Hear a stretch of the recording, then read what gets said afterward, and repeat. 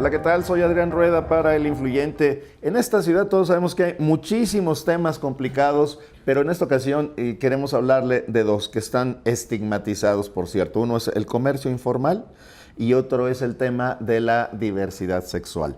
Como son temas muy complicados, hemos invitado a una especialista en el tema. Ella es Diana Sánchez Barrios, quien es directora, presidenta, no sé cómo sea el cargo, de Prodiana, Defensora de los Derechos Humanos. ¿Cómo estás, Diana? Bienvenida. Bien, contenta de que me invitas, Adrián. No, hombre, muchísimas gracias. Además son temas bastante complicados y tú le sabes muy bien. Mira, a mí me gustaría, porque hay mucha confusión, yo soy uno de los principales ignorantes en el tema de la diversidad sexual. Hay muchos géneros que causan confusión por la ignorancia que tenemos como sociedad. ¿Te parece si los definimos? ¿Cuáles Bueno, son? sí, claro, el LGBTTI y más, porque pues debemos de estar abiertos los seres humanos a esta gran diversidad que somos, ¿no? Bueno, pues lesbianas, bisexuales las personas que le gustan su mismo género o el género opuesto. La homosexualidad es cuando se atraen. Una cosa es tu orientación sexual, lo que te atrae, ¿no? Entonces, a los homosexuales y a las lesbianas, pues bueno, les atrae su mismo género. Las personas travesti, transgénero y transexuales es un tema de identidad. Las personas transexuales somos quienes modificamos nuestros cuerpos, entramos en un proceso hormonal y bueno, vivimos socialmente con el género con el cual nos identificamos en toda nuestra historia de vida, ¿no? No así con lo que nos asignan al nacer, son cosas distintas. Y las personas transgénero no modifican, no se hormonizan, pero viven socialmente el rol con el género que se identifican, ¿no? Porque hay hombres trans y mujeres trans. Y la persona travesti a veces no tiene que ser homosexual, ¿no? Son momentáneos, son pasajeros. Oye, en una sociedad como la de México, aunque ya se ha abierto, bueno, pues sí hay la cultura es machista. ¿Cómo viven ustedes la discriminación, la falta de reconocimiento? No sé, ¿cómo viven esa situación? Bueno, mira, quiero decirte que hemos avanzado en la Ciudad de México, no así en los estados de la República. Por ejemplo, aquí en el Estado de México, pues sufrimos violencia, no generan políticas públicas a favor de la diversidad sexual, no tienen esta reforma al Código Civil las personas transgénero y transexuales para su identidad de género, tener este reconocimiento y este derecho, no hay matrimonio igualitario, y bueno, ha sido una lucha que no ha sido nada fácil, hemos tenido que, por estado, ir ganando con amparos, porque la Suprema Corte de Justicia dictaminó matrimonio igualitario en todo el país. Sin embargo, pues bueno, se siguen resistiendo muchos gobiernos. Oye, un tema delicado para la población en general, pero bueno, es muy específico en el caso de la diversidad sexual, es la salud. Creo que los problemas de salud son de todos, pero les iban o les querían construir una clínica especializada y parece que tú te has manifestado en contra de eso. Sí, específicamente esta política pública que lanza cuando estaba en campaña nuestra jefa de gobierno, Claudia Sheinbaum, menciona que va a abrir una clínica especializada para la salud de las personas transgénero y transexuales, del cual nosotras, la mayoría de activistas trans y defensoras de los derechos humanos, pues nos hemos puesto en contra de esta política que quieren implementar en el escritorio, arrastrando el lápiz, sin ni siquiera consultar a la población a la cual va a beneficiar, ¿no? O no va a beneficiar. Entonces, en ese sentido, creo que es importante, primero, partir de un diagnóstico situacional. En nuestra Ciudad de México, hoy por hoy, pueden tener un diagnóstico situacional para generar una política pública efectiva, porque ya tenemos identidad de género desde el 2008, concordancia sexogenérica. En el 2014 modificamos esa reforma al Código Civil para que se convirtiera en un trámite administrativo, porque antes nos obligaban a un peritaje, es decir, lo estaba judicializado también. Un tercero decidía por ti en ese peritaje si estabas bien de tus facultades mentales. Y bueno, era una serie de requisitos que se metían con tu salud, obligándote 6 meses a hormonizarte. Terminamos con eso. En el 2014 se aprueba esta nueva reforma a la identidad de género con un trámite administrativo únicamente.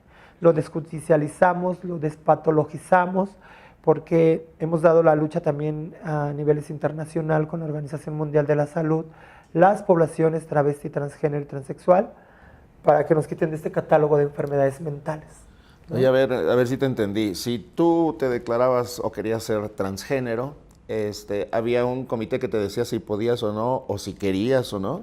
Bueno, no era un tema de que yo me declarara, era defender mi derecho, mi situación de vida, donde hubiera concordancia sexogenérica con mi documento. Es decir, yo soy Diana Sánchez Barrios, antes fulano de tal, yo sacaba una INE y decía género masculino, decía el nombre con el que me asignaron de nacimiento, con el cual yo no me identificaba, ¿no? Como que esa parte es muy importante dejarla clara. Entonces, cuando las activistas en el 2008 empezamos a impulsar tener este reconocimiento y este derecho, es decir, tener esta rectificación en nuestros documentos, solo el género y el nombre en el acta de nacimiento para poder después tener una INE, un pasaporte que fuera concordante con quién somos y cómo vivimos, con el género que nos corresponde. Y en ese sentido, para pasar ese procedimiento del 2008 a finales del 2013, era un peritaje, es decir, la Asamblea Legislativa en ese entonces dijo, sí, reconocemos que ustedes tienen que tener esta rectificación en sus actas de nacimiento, pero el procedimiento es el siguiente, ¿no? Uno es, va a haber un peritaje, un psicólogo que va a determinar si estás bien de tus facultades mentales. Otra es que te obligamos a que pases un proceso hormonal mínimo de 6 meses. Y la otra es que, bueno, pues estaba judicializado porque teníamos que contratar abogados, el registro civil se oponía y entonces teníamos que ganarle en el juzgado. Al final, una ley que pues no, el acceso no era público porque los peritajes costaban 80,000 pesos, eran 2 médicos los que hacían este peritaje y bueno, pues obviamente los resultados fueron muy pocas personas trans con éxito logramos tener en ese entonces concordancia sexogenérica, la rectificación de nuestra acta de nacimiento. Fuimos 130 y tantas personas, 180 a lo máximo, quienes con éxito se pudieron pasar este procedimiento que fue horrible. Yo lo viví. Y yo lo viví y lo tuve que hacer así porque yo pues viajaba haciendo activismo, salía a pasear, y siempre me detenían mucho, ¿sabes? Te voy a contar una historia que me pasó en Corea, sí, creo que fue ahí, donde me tuvieron detenida más de 40 minutos, porque mi identificación, mi pasaporte decía un nombre con el cual no había concordancia y un género con el cual no había concordancia, y bueno, en lo que investigaban, en lo que hacían toda una serie de investigación, yo estuve detenida 40 minutos y fue pues terrible porque vas con la familia se preocupa, esa discriminación que vives por ser una mujer trans y el desconocimiento de la ciudadanía, pues es terrible. Y entonces luchamos para que en el 2014 fuera un trámite administrativo. Por eso hablo que lo desjudicializamos, lo despatologizamos, que un tercero en la psicología decidiera por ti. Y bueno, y también fue un tema de salud que quitamos el tema hormonal. Qué grueso que consideran la posibilidad de que fueran enfermos mentales, ¿no? Claro. Bueno, la ciencia nos ha castigado mucho a la diversidad sexual. Sí. Oye, ¿y por qué si les quieren poner una clínica especializada, por qué lo consideras discriminatorio? Bueno, es la clínica especializada para la salud de las personas trans nos segrega. En primera, no conocemos el proyecto.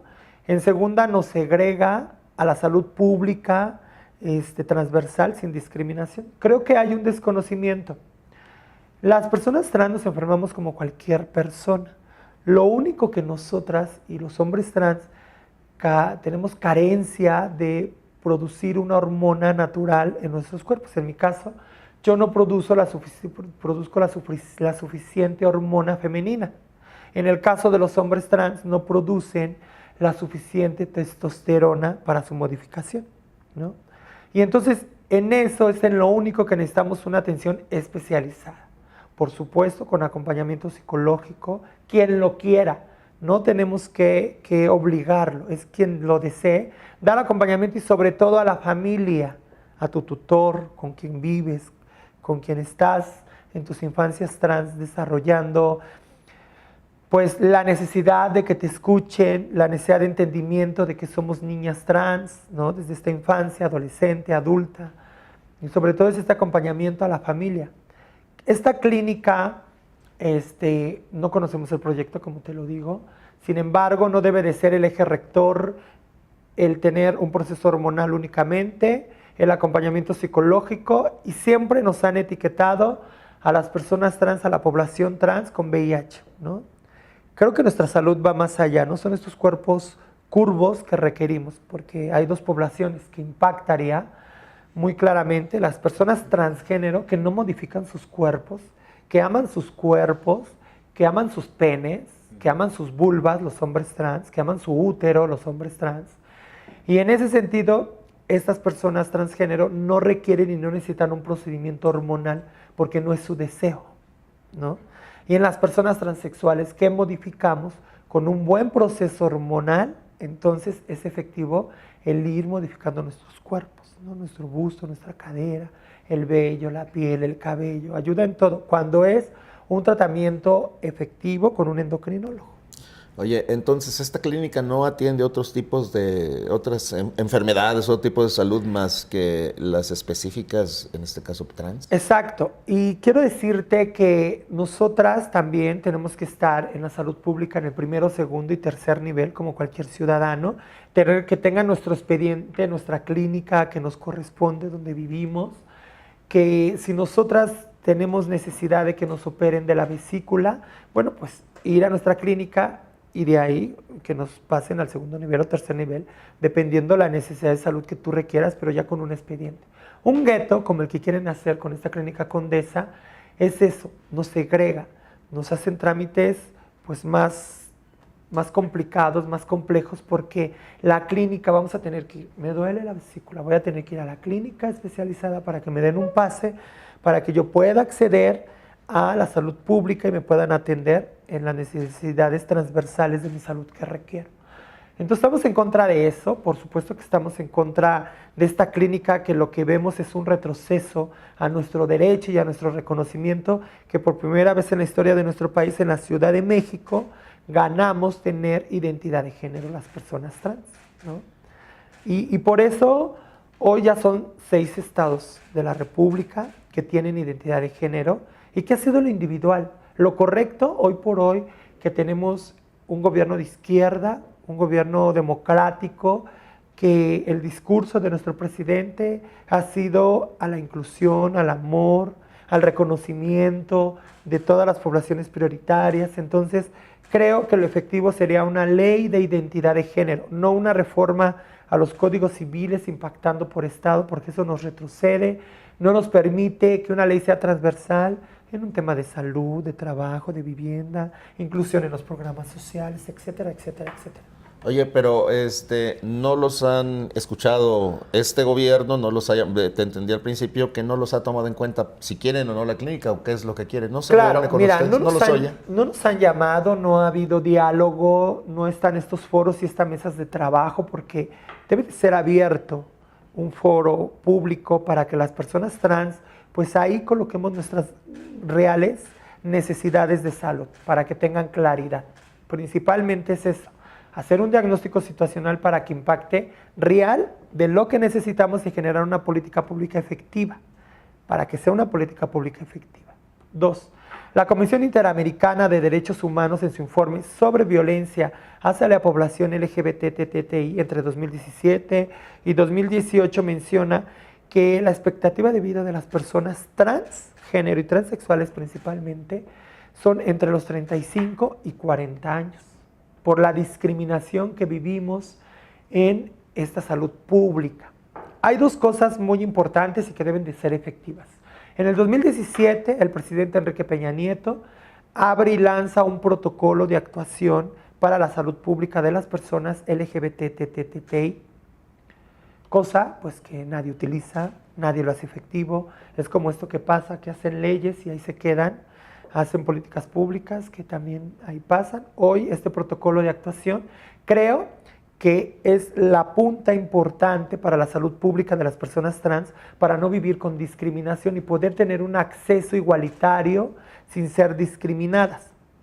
Si este protocolo lo actualizamos específicamente en la población trans, porque hoy que hemos hecho la sociedad civil organizada de esta población una ruta estatal y hemos visitado, hoy cumplimos con 12 alcaldías, con asambleas informativas de discusión en este proyecto que nos quieren imponer el gobierno de la ciudad y que en este gran debate hemos concluido en coincidencias muy importantes y que creo que no solo se queda en la queja, sino que nosotras traemos una propuesta que podría ser viable. Una es hacer efectivo el protocolo de actuación a la no discriminación en la salud pública y que vaya acompañado con un certificado. Es decir, tenemos que certificar al personal que atiende la salud pública, desde el que abre la puerta hasta el director, ¿no? Para que tengan claridad sobre cómo tratar a las personas LGBT en su salud pública para que no nos sintamos discriminadas. Porque hay algo que es cierto,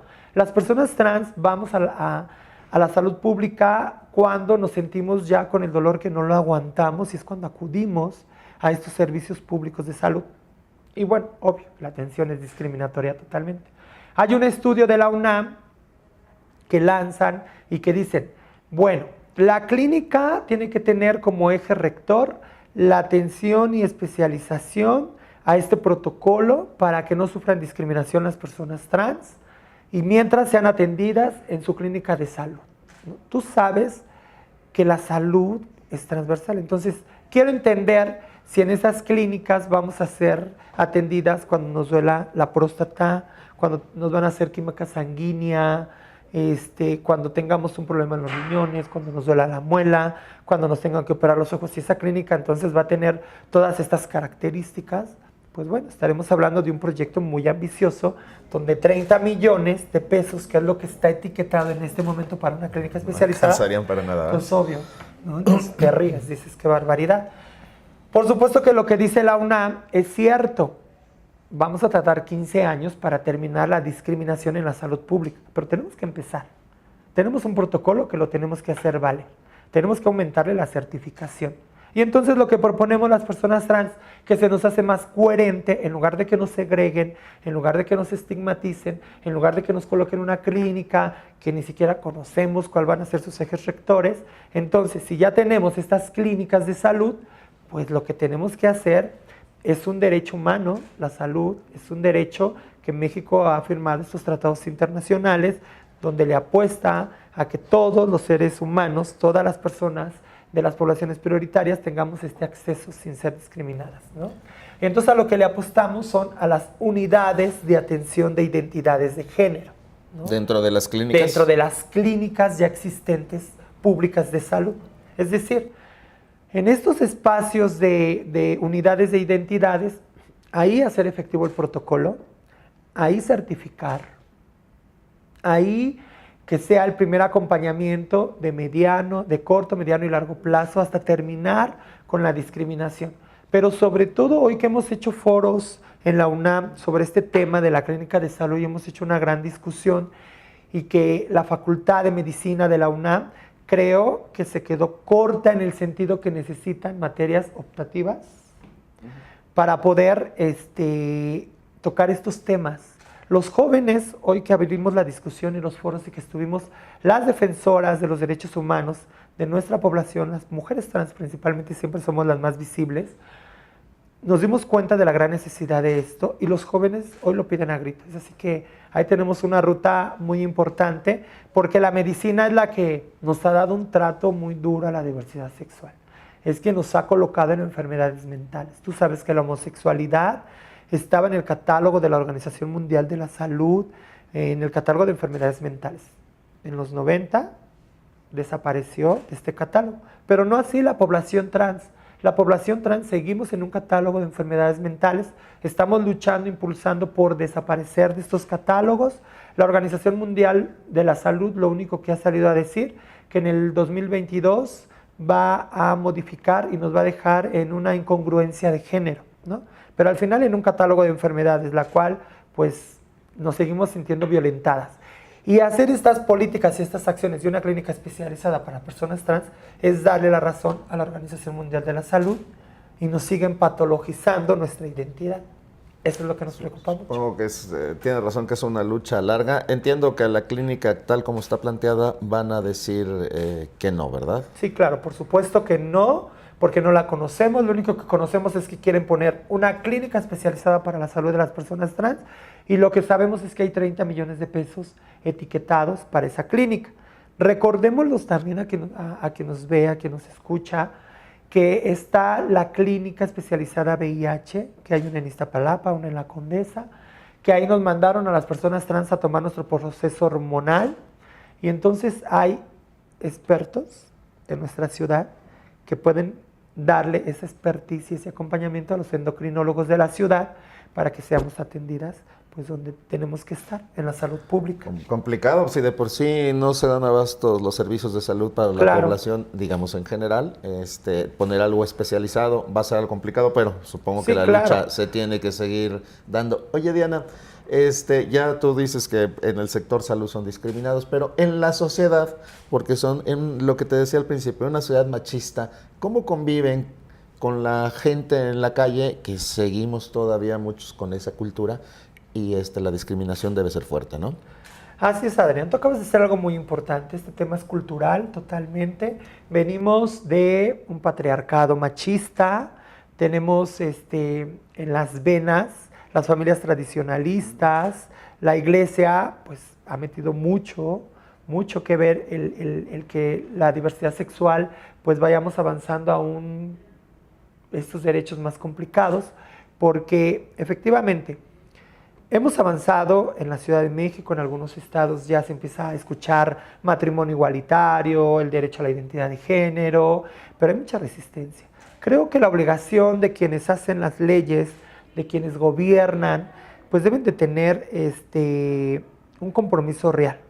Deben de quitarse y despojarse de este patriarcado, de esto que por la historia de nuestro país siempre, pues quien llevaba la batuta siempre fueron los hombres, esto que siempre se inculcó del machismo. Entonces debe de haber ética con quienes gobiernan, con quienes legislan, y deben de entender y abrirse a esta gran diversidad de los seres humanos, de quién decides tú amar, ¿no?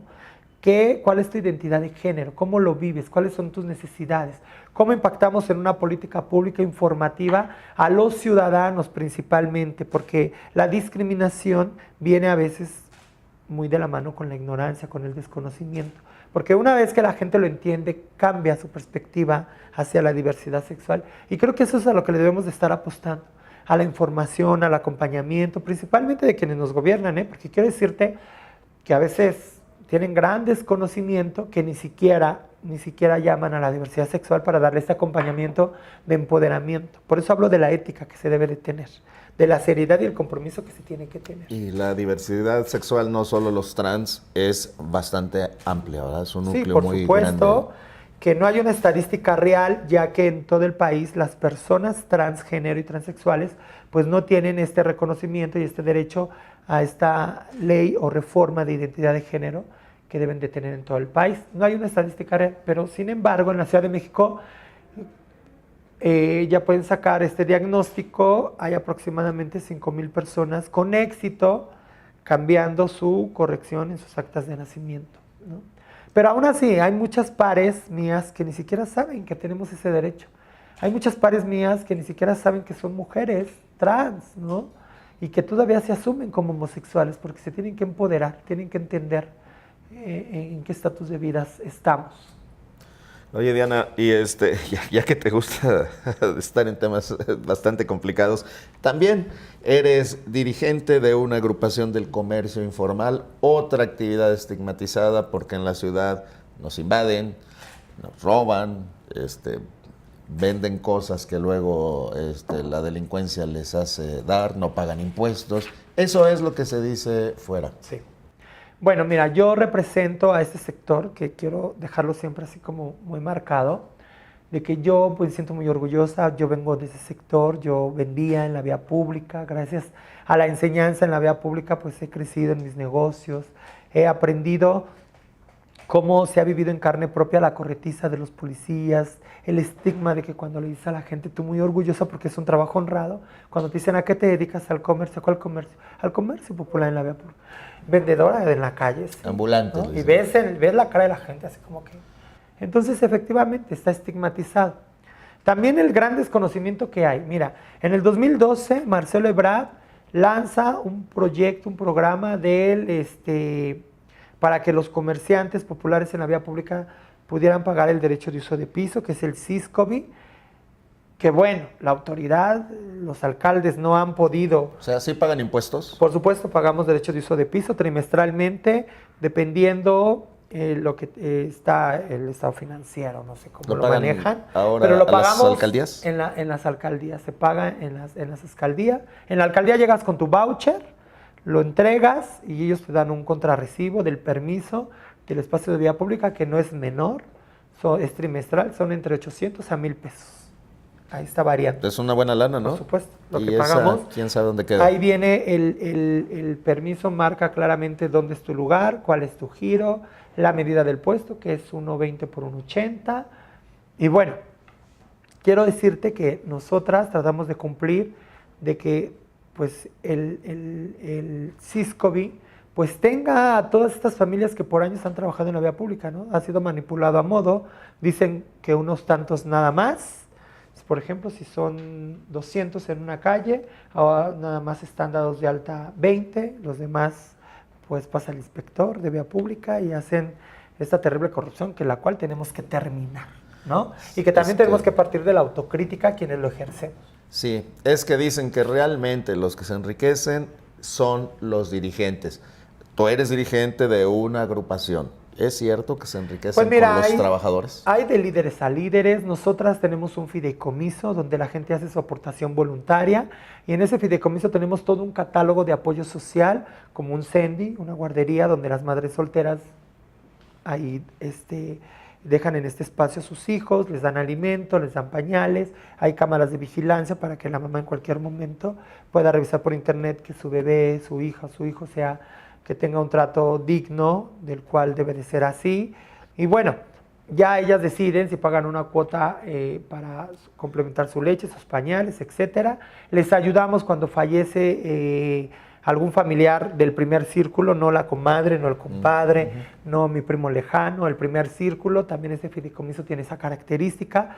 Se les da un cheque para que puedan cubrir los gastos de la necesidad que tengan para este fallecimiento de su ser querido. Se les entrega despensa anual, una despensa muy, muy, muy amplia. A veces dicen, yo no quiero la despensa, yo quiero... La despensa siempre la damos entre 1,500, 2,000 pesos, que tenga sus productos básicos de buena calidad. La gente a veces dice, no, yo mejor prefiero que me den ese ahorro económico para yo comprar lo que necesito y lo que requiero. Se construye vivienda, se han impactado más de 200 viviendas a favor de este sector, se les hace ese estudio socioeconómico para que, bueno, el fideicomiso vaya recuperando esa inversión también, ¿no? Oye. En fin, o sea, nosotros hacemos una gran labor social, somos varias organizaciones quienes estamos aliadas con este fideicomiso de Asociación Legítima Cívica Comercial. Y por eso te digo, tu mamá, de Alejandra? Sí, te digo, hay de dirigentes a dirigentes. Nosotras hemos luchado por una perspectiva amplia de derechos humanos a este sector. Nosotras le hemos propuesto a los gobiernos capacitación a estas familias porque tú sabes que te heredan el negocio y así como se amarraban en el árbol, como tiran la grasa en la coladera, pues lo mal aprendido se desaprende. Con capacitación tenemos que ayudar al medio ambiente y hemos solicitado a las autoridades esta capacitación de acompañamiento, de empoderamiento a estas familias, ¿no? Como este reordenamiento eficaz que lo hemos lanzado quienes representamos este sector cuando llegó este gobierno de Claudia Sheinbaum, pues que tenemos que reordenarnos con un nuevo modelo de comercio popular en la vía pública, con celdas solares, cómo impactar y ayudar al medio ambiente en lugar de usar desechables, cómo le dan una gama de probabilidades a este sector de en lugar de dar bolsas de plástico, pues que implementen otras acciones para favorecer al medio ambiente, ¿no? Y no solo eso, ¿cómo capacitar? Somos quien vemos cuando una persona le está dando un ataque cardíaco, de epilepsia, etcétera. ¿Cómo nos capacitan para que nosotras y nosotros podamos dar los primeros auxilios, ¿no? porque somos quien vemos cómo caen. ¿Cómo nos capacitan para que también tengamos nosotras la certeza de que no nos van a exhibir si nosotras vemos un carro extraño, vemos a la delincuencia organizada, lo que está haciendo, cómo llamar a la policía y poner estas denuncias sin que estemos en riesgo, ¿no? Cómo hablarle al vecino por un WhatsApp de que sabes que hay un carro rojo que no lo habíamos visto, o hay en la esquina fulanos de tal tomando fotos. Cómo coordinarnos con la sociedad y cómo reconciliar a la sociedad con el sector. Cómo también, por eso hablo de la autocrítica, ¿no? Por supuesto que nosotras estamos en contra de toda esta piratería, pornografía infantil, por supuesto que estamos en contra, por supuesto que en donde representamos nosotras no lo permitimos, pero para nada, ¿no? Entonces, creo que hoy por hoy que estamos lanzando un reordenamiento eficaz, que estamos lanzando la sociedad civil con este gobierno, que lo estamos invitando a estos foros, que nos falta uno en la Gustavo Amadero, porque estamos incidiendo en una ley de comercio popular en la vía pública, una iniciativa de ley ciudadana, no es nada menor.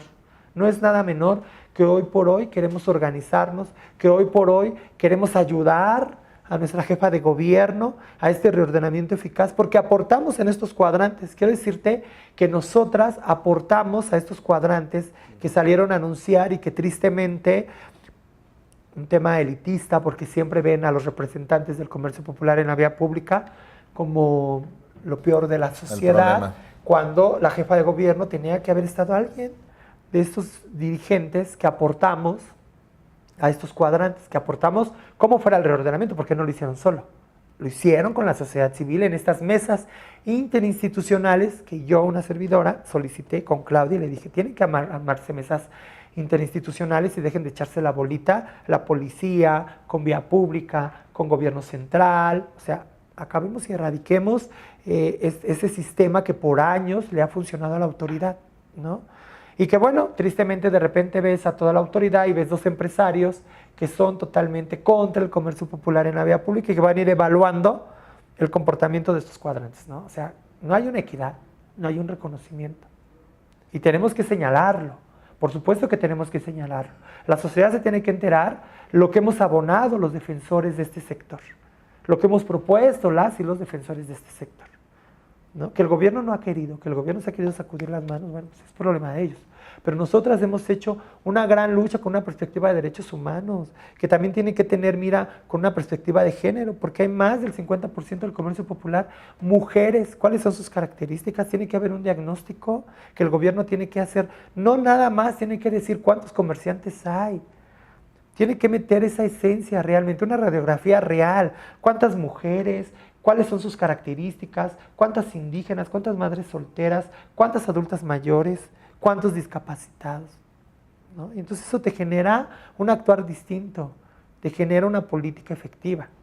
Sí, porque tienes razón que el comercio en la vía pública, los ambulantes, que así los hemos conocido siempre, venden cosas robadas, están aliados con la delincuencia organizada, son violentos, son grupos afines a los partidos políticos para ir con sus matracas, para atacar al enemigo.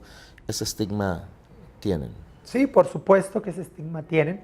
No puedes señalar a todos, porque hay políticos delincuentes, rateros, y no todos los políticos son iguales, ¿no? La misma pasa con el comercio popular en la vía pública. No toda la gente es mala.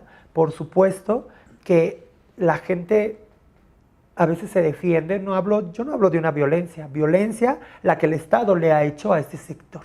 Cuando ni siquiera te sientes un ciudadano con derechos, un ciudadano con reconocimiento, ¿no? Que tú ves a la policía, en lugar de ver a la policía como tu aliado, pues lo ves que es el que va a quitarte lo que te genera que lleves un buen pan a la mesa, a tu hogar, ¿no? Lo que te genera un techo digno para tu familia. Por supuesto que es su reacción, porque el Estado se ha encargado de violentar a este sector, ¿no?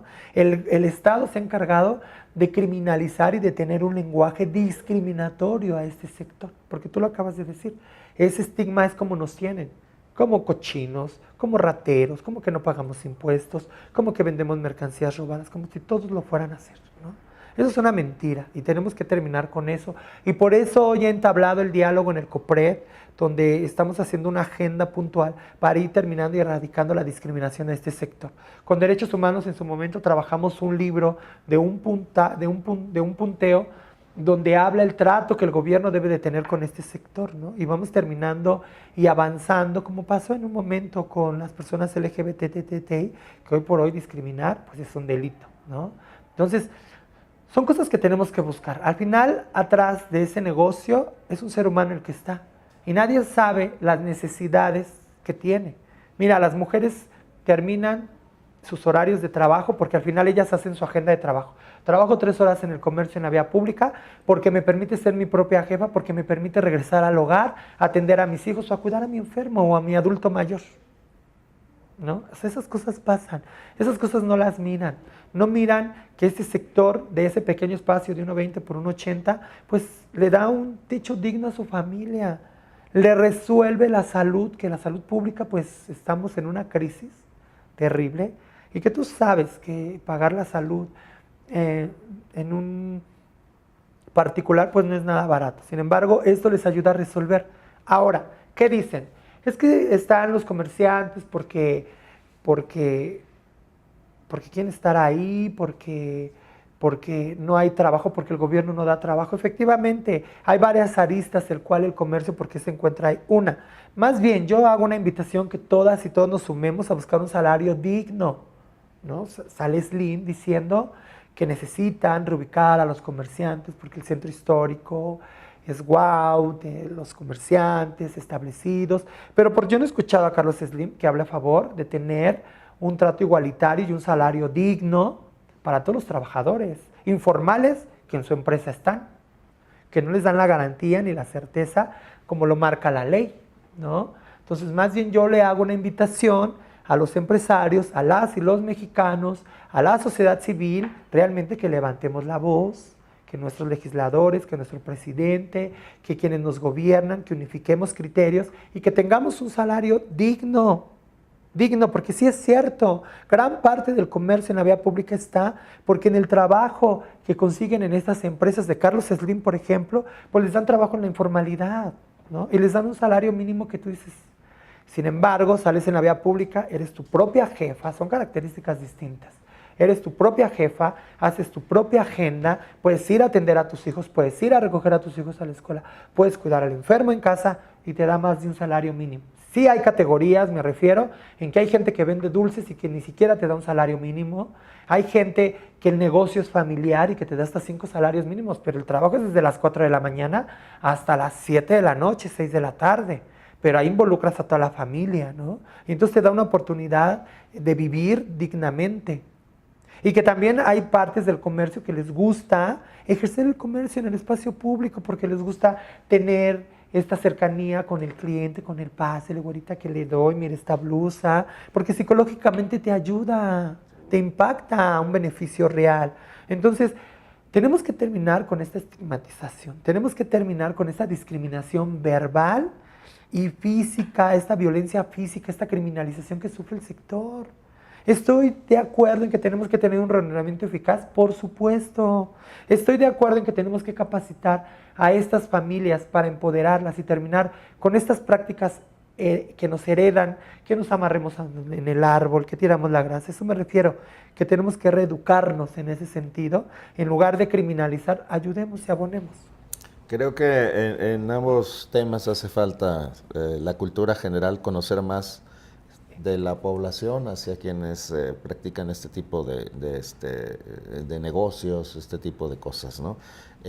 Algo que quieras agregar que no hemos hablado para cerrar la entrevista. Pues mira, voy a estar en la OEA, me voy el 24 de junio y voy a subir el tema del comercio. Yo ya por segunda ocasión ahora voy a estar, logramos coincidir con algunos estados de la República y con algunos países para formar esta coalición y vamos a ir a alzar la voz a favor del comercio popular en la vía pública. Para que termine esta estigmatización, vamos a hacerle a la OEA, pues, que la Organización Internacional del Trabajo, la OIT, pues separe la informalidad con comercio popular porque tenemos las características muy distintas. La informalidad habla del que va y se emplea, y te dan un trabajo informal porque no te dan garantías como marca la ley, ¿no? Tu seguridad social, tus prestaciones, tus vacaciones. Y el comercio popular, no, el comercio popular somos nuestras propias jefas y pagamos nuestros derechos de uso de piso. No sé en dónde está la informalidad, donde esto que pagamos debería de ser inducido en que tengamos seguridad social, que es lo único que nos faltaría. Oye, Diana, pues está muy interesante conocer la otra parte de estos grandes temas. Te agradezco muchísimo la visita. Ojalá que no sea la última. Cuando regreses de allá de donde vas, de la ONU, pues a que nos platiques cómo fue. Ella es Diana Sánchez Barrios. Ella es directora de Prodiana, que es una organización de defensora de derechos humanos. Y le agradecemos mucho la visita aquí en El Influyente. Gracias. Muchas gracias.